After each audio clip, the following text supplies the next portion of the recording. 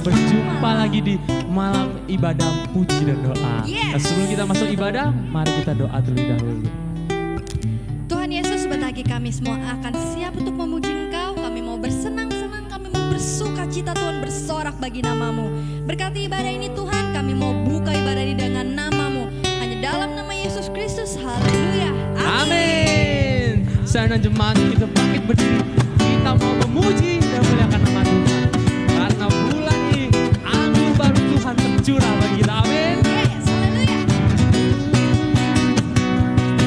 Katakan, Roh Kudus tercurah di tempat ini, urapannya yang ajaib memulihkan umatnya. Roh Kudus tercurah bagi gerejanya, membangkitkan umat pilihannya. Katakan hari inilah harinya Tuhan, saat pembebasan tiba. Belenggu dosa telah dipatahkan, mari bersorak bagi Dia. Siap-siap. Anggur baru tercurah, penuhi umatnya dengan sukacita. Minyak baru tercurah, urapi umatnya, nyata kuasanya. Kita nyanyi dari awal. Roh Kudus tercurah di tempat ini.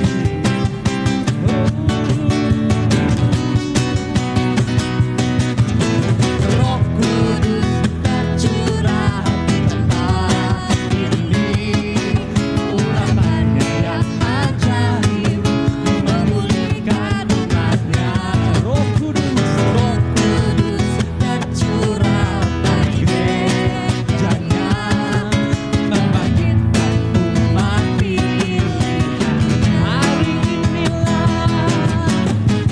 Hari inilah harinya Tuhan, saat pembebasan tiba. Belenggu dosa telah dipatahkan, mari bersorak bagi Dia. Anggur baru tercurah, penuhi umatnya dengan sukacita. Minyak baru tercurah, urapi umatnya, nyata kuasa. Anggur baru tercurah, penuhi umatnya dengan sukacita. Minyak baru tercurah, urapi umatnya, nyata kuasanya, nyata kuasanya, nyata kuasanya. Nyata kuasanya.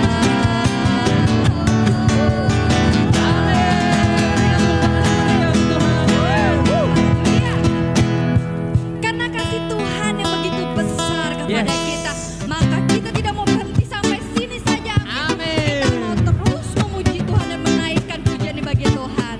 Haleluya. Sama-sama kita menaikkan pujian ini. Mari katakan, Kasih yang begitu besar, lebih kuat dari dosa. Kasih yang menemukanku, selamatkan dan pulihkanku. Ku naikkan syukurku, ku tak akan berhenti memuji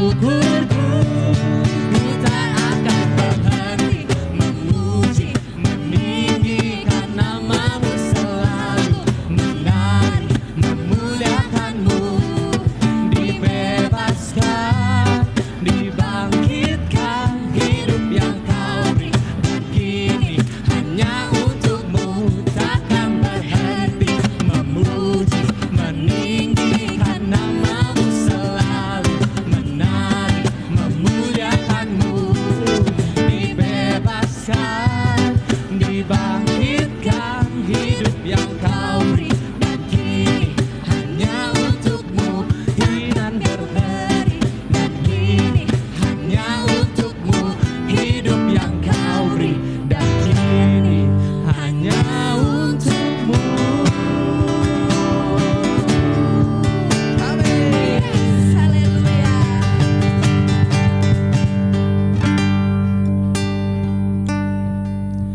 Sebelum kita masuk dalam firman Tuhan, mari kita puji dan sembah namanya terlebih dahulu. Mari kita angkat pujian, kerinduanku datang padamu Tuhan.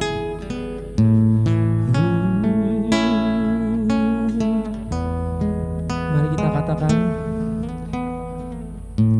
kerinduanku datang padamu,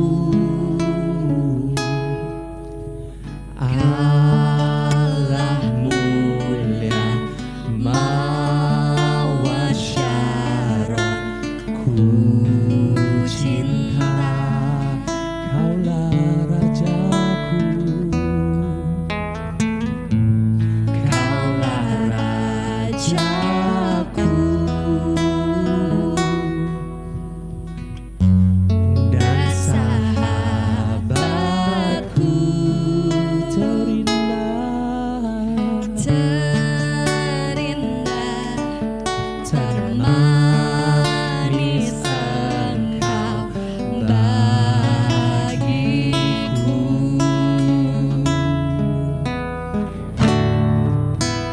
Ku sembah Kau dalam roh dan kebenaran. Ku sembah Kau dalam roh dan kebenaran. Tak seorang pun jua seperti Kau, Yesus.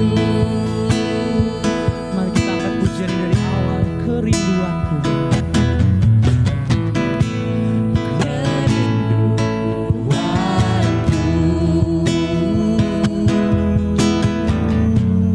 Datang padamu, Allah mulia, Allah mulia mawar Syaron, ku cinta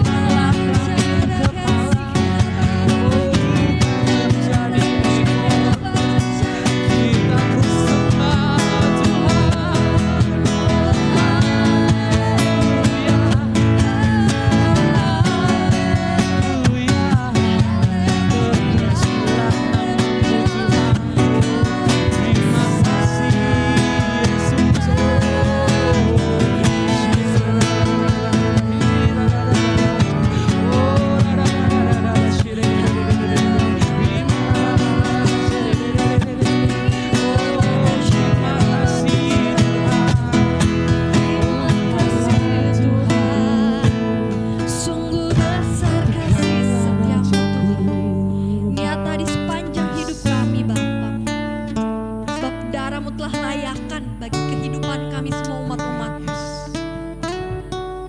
Tidak ada satu kata pun yang bisa untuk melukiskan betapa indahnya kasih-Mu kepada kami Tuhan.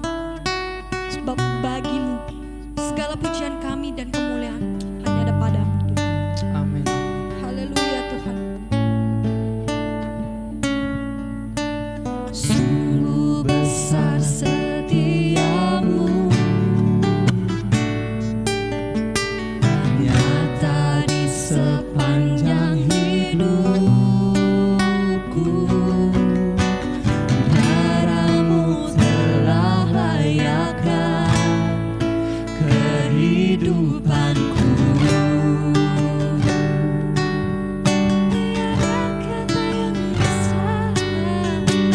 Tiada kata yang bisa melukiskan indahnya Tuhan. Indahnya Kau Tuhan, bagimu segala pujian dan kemuliaan.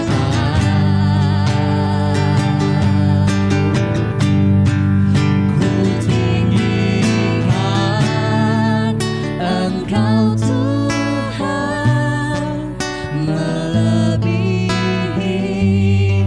segalanya, lebih dalam ku menyembah dalam roh dan kebenaran. Ku tinggikan Engkau Tuhan, melebihi segalanya, lebih dalam ku menyembah dalam roh dan kebenaran. Ku tinggikan Engkau Tuhan, melebihi segalanya, lebih dalam ku menyembah dalam roh dan kebenaran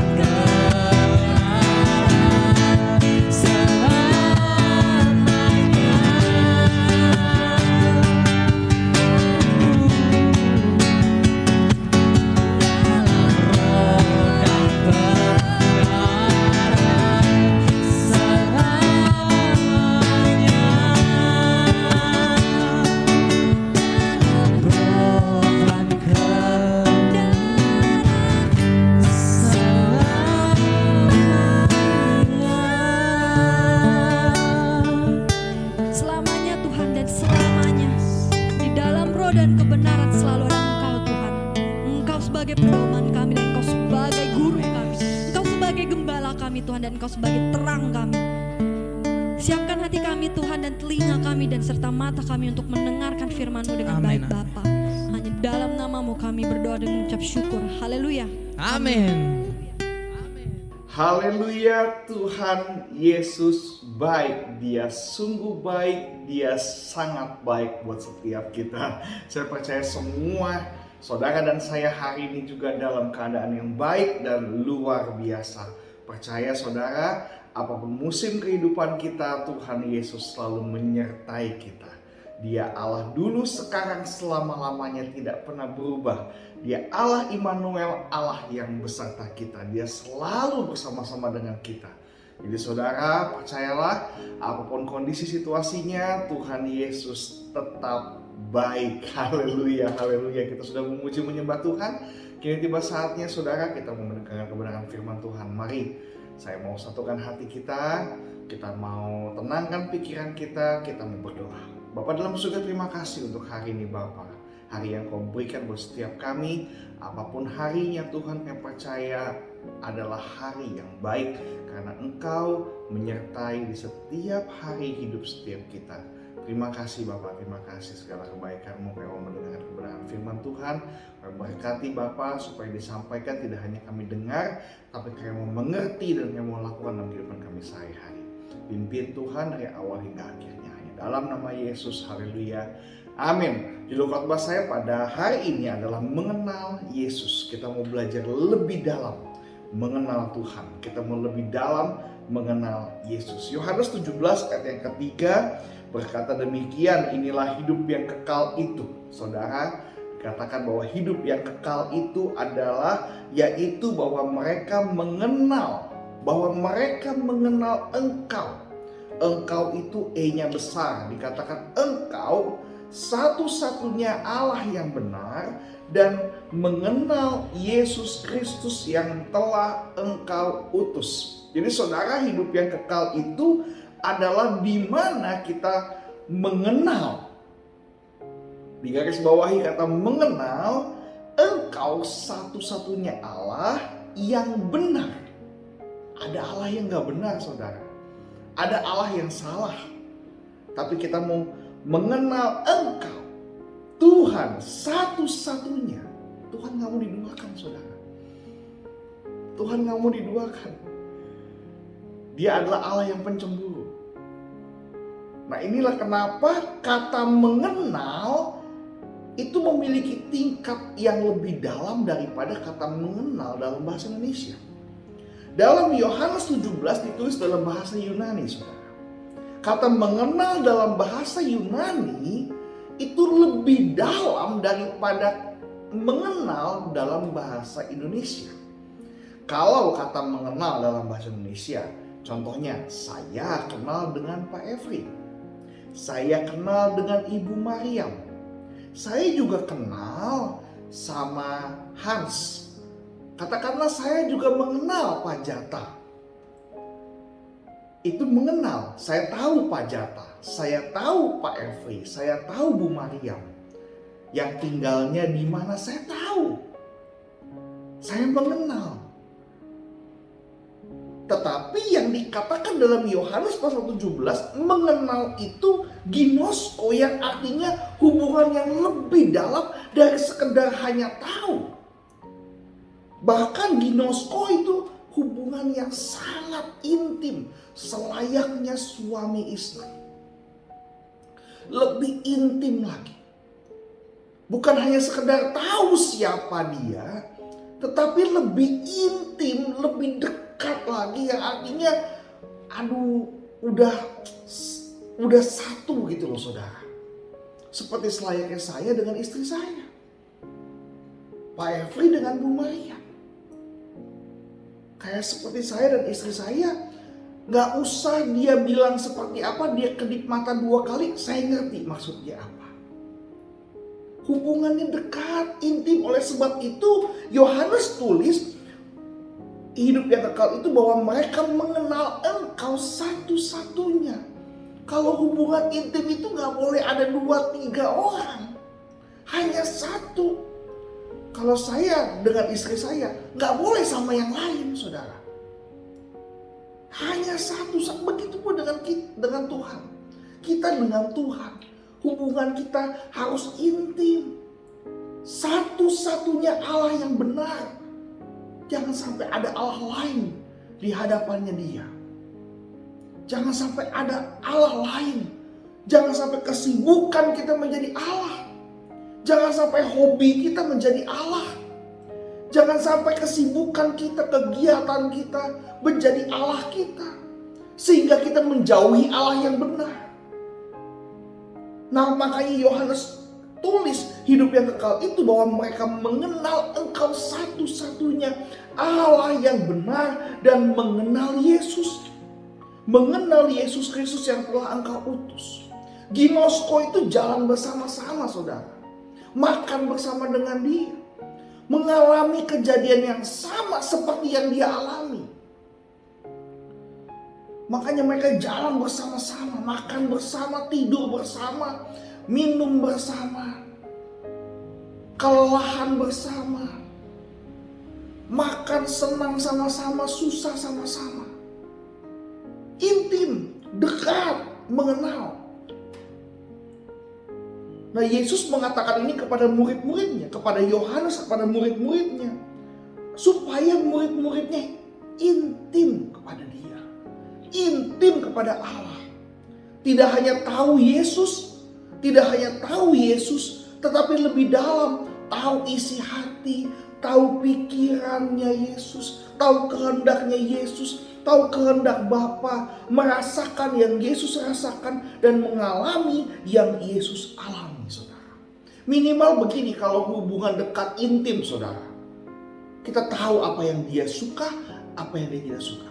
Betul gak, saudara? Kayak saya sama istri saya. Saya tahu apa yang dia suka. Saya tahu apa yang istri saya suka. Dan saya tahu apa yang istri saya tidak suka. Saya tahu tuh kalau dia makan nasi padang tuh bagaimana modelnya. Saya tahu tuh kalau dia makan bakso bagaimana modelnya. Dia mau pakai tahu putih apa tahu goreng, kita harus tahu. Saya tahu itu. Mengapa? Karena saya hubungan intim dengan dia, dekat dengan dia. Oleh sebab itu kita juga harus belajar hubungan intim dengan Bapa, dekat dengan Bapa. Enggak cuma sekedar mengenal, tahu, tetapi lebih dekat. Karena Yesus begitu ingin dekat dengan kita. Makanya Dia pengen kita panggil Dia apa? Bapa, saudara. Bukan Tuhan. Karena banyak Tuhan di dunia ini. Banyak Tuhan, banyak Allah. Tetapi kalau yang namanya Bapa, saudara, saya cuma punya satu Bapa. Betul saudara ya? Saudara juga cuma punya satu Bapa. Bapa kandung cuma ada satu. Oleh sebab itu, kita juga harus punya satu Bapa, Yesus, dalam kehidupan setiap kita. Amin saudara. Nggak cuma sekedar mengenal, tapi tahu, dalam, dekat, intim dengan Bapa. Kita tahu apa yang Tuhan suka, apa yang Tuhan nggak suka. Kalau yang Tuhan gak suka jangan lakukan, saudara. Kalau kita masih kekeh lakukan, kita berontak namanya. Jauh daripada Bapa, jauh daripada Allah. Kita harus lebih dekat. Kita tahu apa yang Dia suka, apa yang Dia gak suka. Nah, ciri-ciri orang yang dekat, mengenal dekat Tuhan. Ciri-ciri orang yang intim dengan Tuhan, dekat dengan Tuhan. Yang pertama, memprioritaskan Tuhan dalam kehidupannya. Orang yang mengenal dekat sama Tuhan, dia pasti menomorsatukan Tuhan.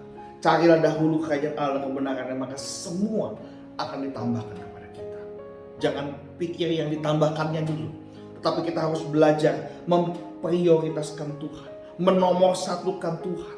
Kadang-kadang orang, saudara, pusing bisnis berantakan, pusing dagangan gak laku. Tapi kita gak pernah pusing kita jauh sama Tuhan apa kita dekat dengan Tuhan.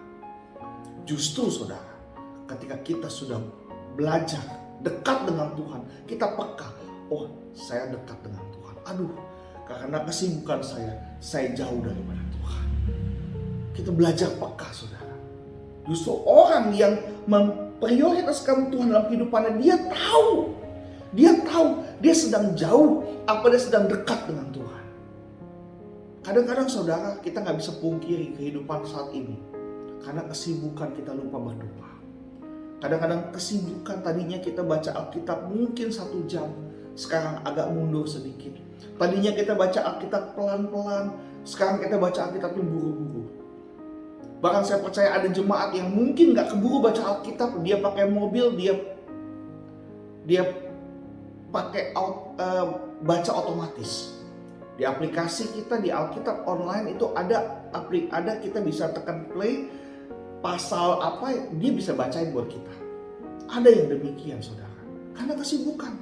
Nah, kita harus belajar peka saudara, ketika kita dekat dengan Tuhan, ketika kita sedang jauh dengan Tuhan, ketika hubungan kita sudah mulai renggang dengan Tuhan, kita harus paham, kita harus mengerti. Oleh sebab itu, ciri-ciri orang yang mengenal dekat dengan Tuhan, dia memprioritaskan Tuhan dalam kehidupannya, memberikan waktu yang terbaik buat Tuhan.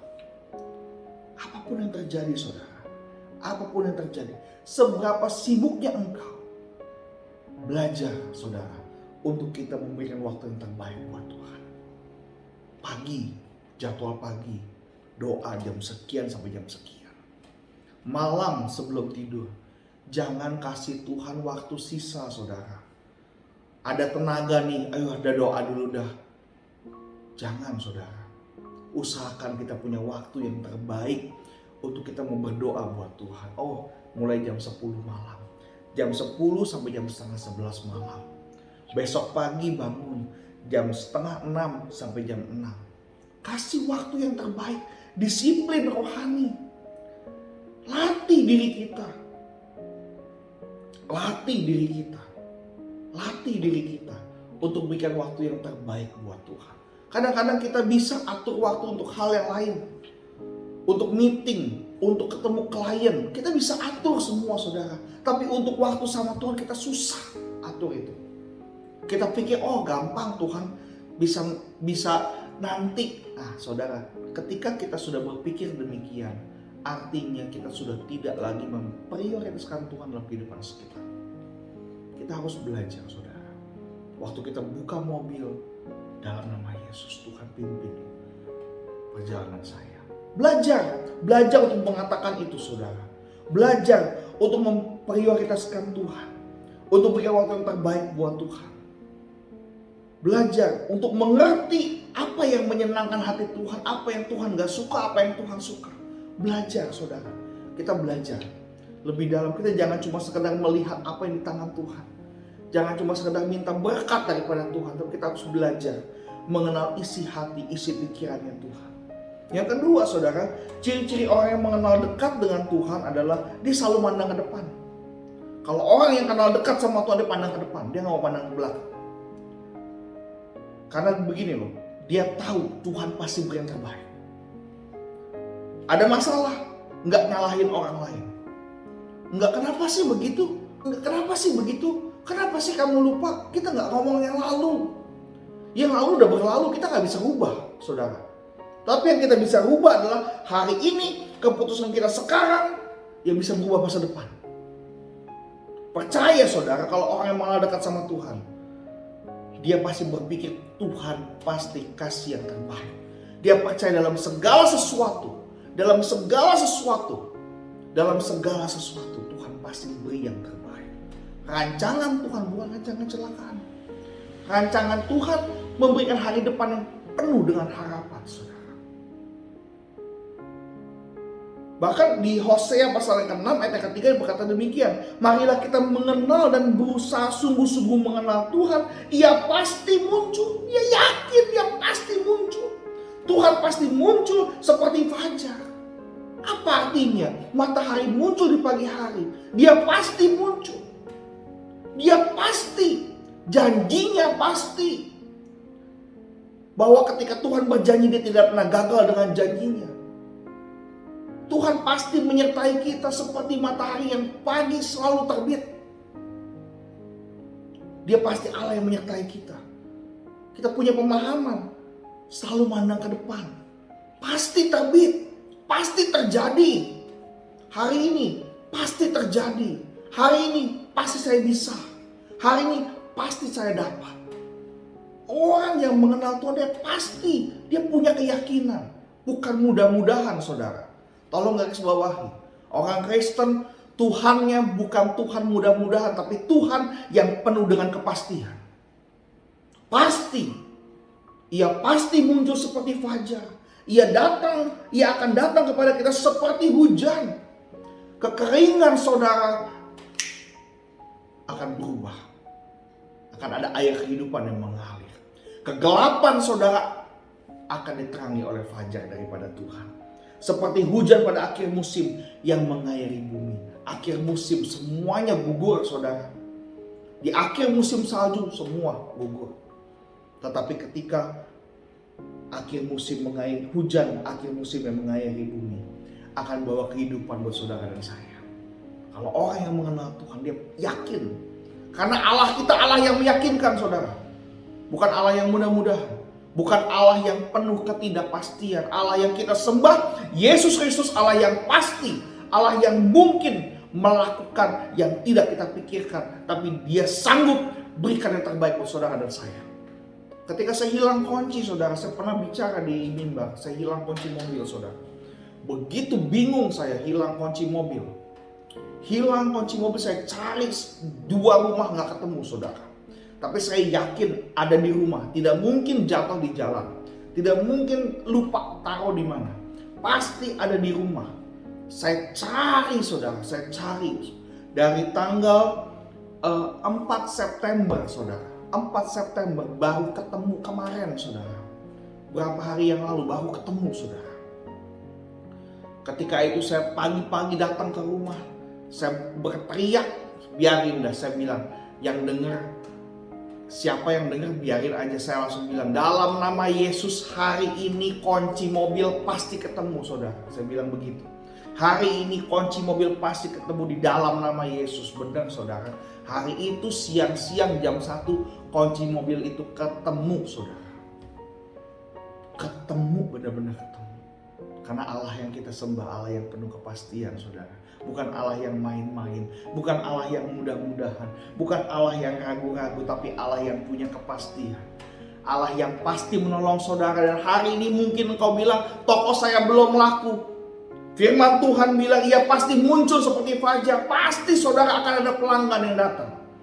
Kalau hari ini bilang kantormu nggak ada omset, nggak ada project, dalam nama Yesus kau katakan, hari ini aku dapat project, minggu depan aku dapat project besar.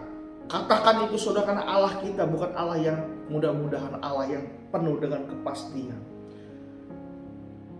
Alkitab mencatat tokoh-tokoh hebat yang dia mengalami saudara, yang dia mengalami. Kita baca Alkitab, kita belajar Alkitab. Makanya saudara, saya himbau untuk saudara setiap kita hadir dalam setiap ibadah, supaya kita semakin yakin, semakin kita mengenal Tuhan, semakin kita tidak ragu-ragu saudara. Karena Allah yang kita sembah, Allah yang penuh dengan kepastian. Dia pasti berikan yang terbaik buat saudara dan saya.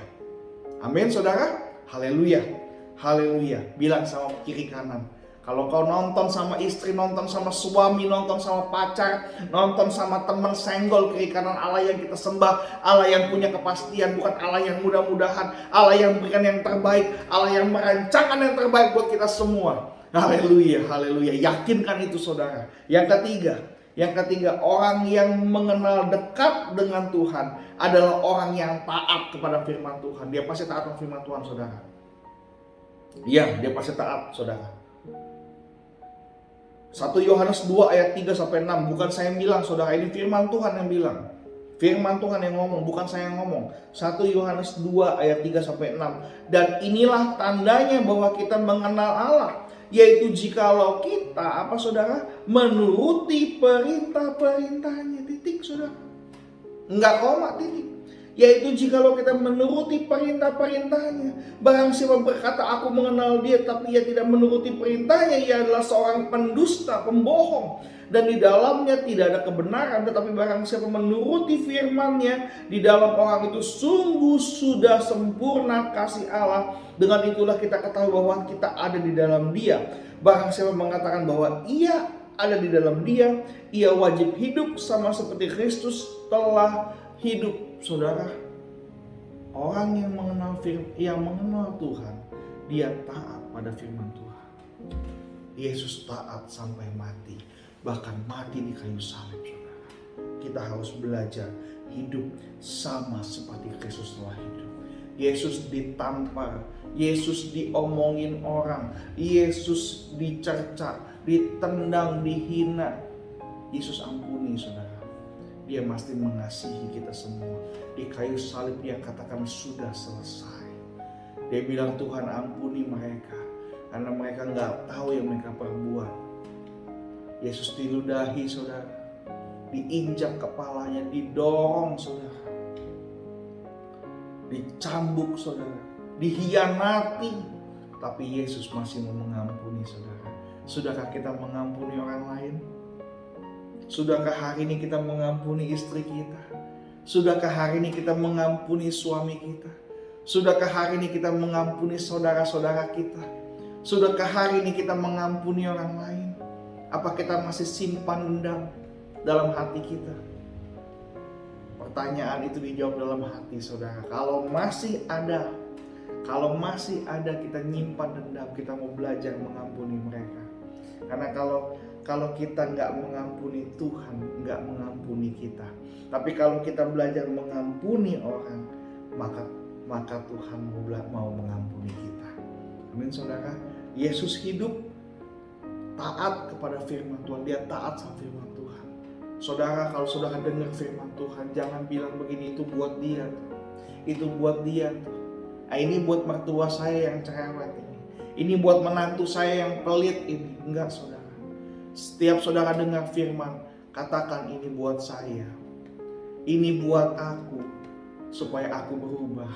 Supaya aku belajar firman Tuhan. Supaya aku semakin diberkati Tuhan. Supaya hatiku semakin lembut. Supaya hidupku semakin diberkati Tuhan. Semakin berubah menjadi yang baik. Belajar taat kepada firman Tuhan saudara.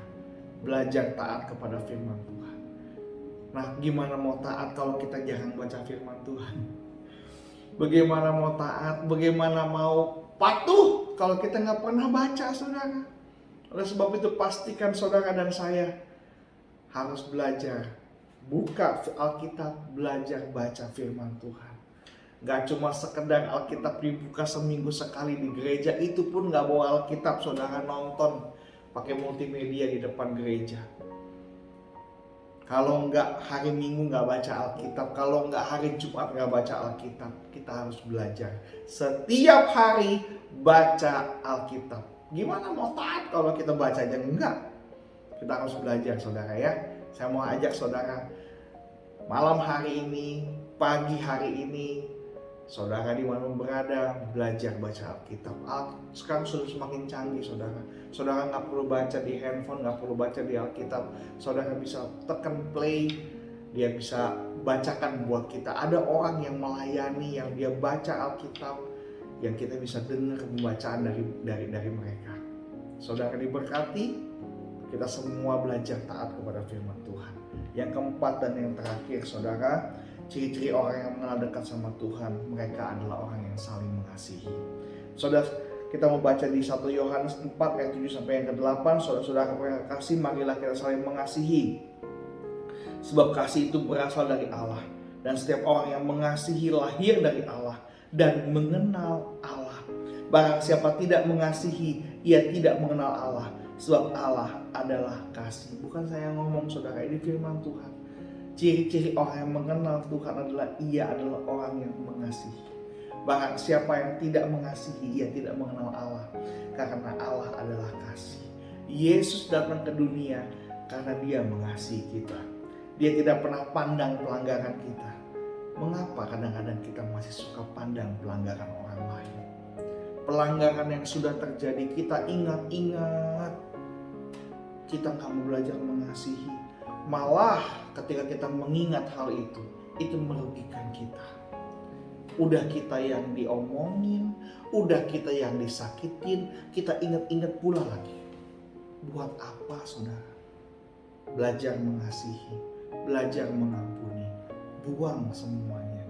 Saya percaya saudara setiap pagi, setiap malam, kalau udah masak, pasti saudara sampahnya dibuang.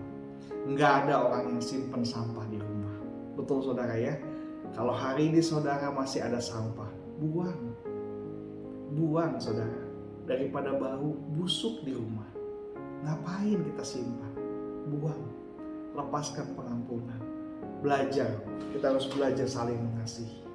Mengasihi orang lain. Kasih orang makan, kasih orang minum. Nggak ada ruginya, nggak ada salahnya saudara. Saya mau kasih tahu sama saudara, kita kasih makan orang sampai kenyang, tidak ada ruginya saudara. Percaya saudara keluar hari ini uang, Tuhan ganti saudara.